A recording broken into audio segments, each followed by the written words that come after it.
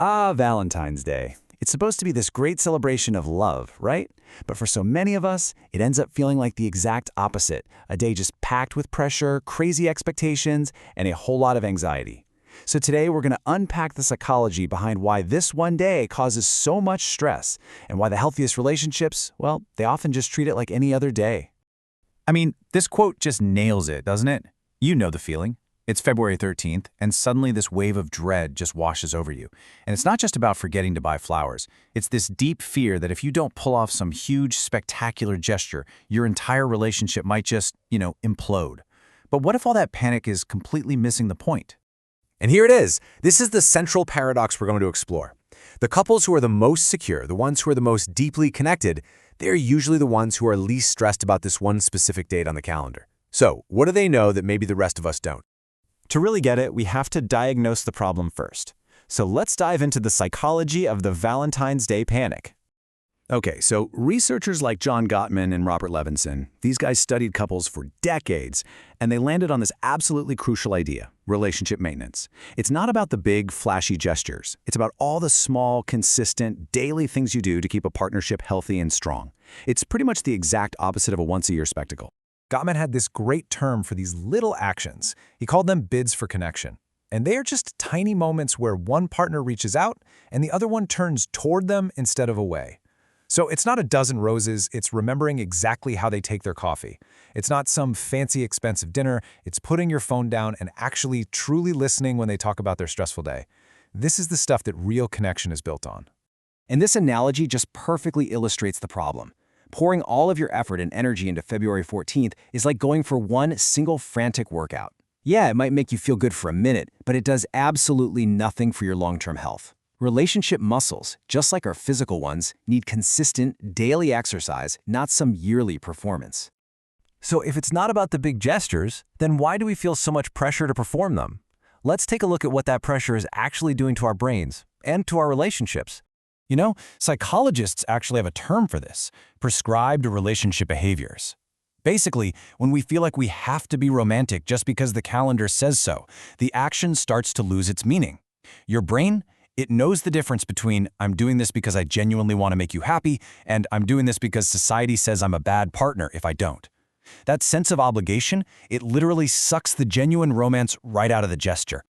And it gets even deeper than that. This brings us to something called symbolic self-completion theory. The whole idea is that when we feel insecure about something, say our level of commitment or the stability of our relationship, we tend to overcompensate with these big, symbolic gestures. The more insecure we feel, the bigger and more public the gesture has to be to prove to ourselves and, of course, to everyone else that everything's totally fine.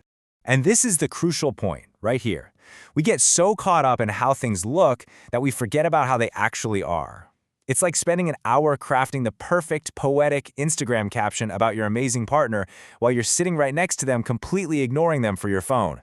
The performance of love takes center stage, and actual real love gets left waiting in the wings. And of course, that whole performance is amplified 1,000 times over by the world we live in now. So yeah, let's talk about the social media trap. Now, this theory has been around since the 1950s, but it has never been more relevant than it is today. On Valentine's Day, our feeds are just flooded with surprise vacations, super expensive gifts, and these elaborate, perfectly staged date nights. We're not just comparing ourselves to our own expectations anymore. We're comparing our normal, everyday life to the curated highlight reels of hundreds, maybe thousands of other people.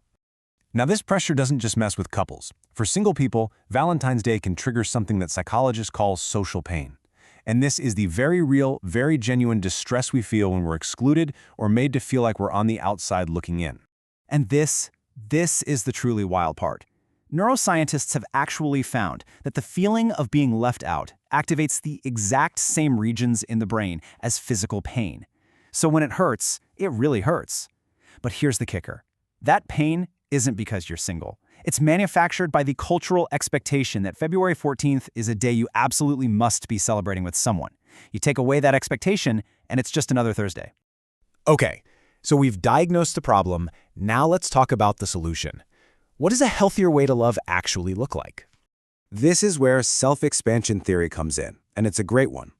A researcher named Eli Finkel found that the happiest couples are the ones who grow together by trying new things. And the key here isn't how much it costs or how good it looks on Instagram. It's the novelty. Just cooking a new recipe together for the first time, or even just walking down a different street, can create way more satisfaction than the most expensive, repetitive, fancy dinner you go to every year. This slide really just sums the whole thing up. On one side, you have the Valentine's Day trap. It's obligatory, it's scheduled, it's focused on spectacle, and it's all about seeking validation from the outside world. And on the other side, you have genuine connection, spontaneous, authentic, focused on substance, and built on the quiet daily attention we give to each other. It really is a choice between performance and presence. So what does this actually look like in practice? Well, it's simple, but that doesn't always mean it's easy. First, focus on those daily bids for connection that Gottman talked about. Second, prioritize new, shared experiences over expensive, repetitive ones. And third, practice spontaneous gratitude. Research by another scientist, Sarah Algo, shows that genuinely appreciating your partner out of the blue on a random Tuesday has a way more profound impact than any gift you feel obligated to give. All right, let's bring this all together. Look, this isn't about canceling Valentine's Day. It's about fundamentally redefining what a big day in a relationship really means in the first place. Because true devotion isn't about a reservation you made a month ago. It's about showing up when you're tired, when it's inconvenient for you, and especially when there's no social media audience there to applaud your effort. Real love is built in the thousands and thousands of unremarkable moments that make up a life together. And I want to leave you with this really powerful thought. If that feeling of being special, of being loved, is confined to just one single day a year, is it really all that special? Or is it just an appointment you put on the calendar? A truly special relationship feels that way on a rainy Tuesday afternoon and a sunny Saturday morning, not just on February 14th. So as we wrap this up, let's just sit with this question. What if we've been looking for love in all the wrong places? Maybe all the grand gestures are just a distraction. And maybe true, lasting love is quieter, it's simpler, and it's found in all those beautifully unremarkable days in between.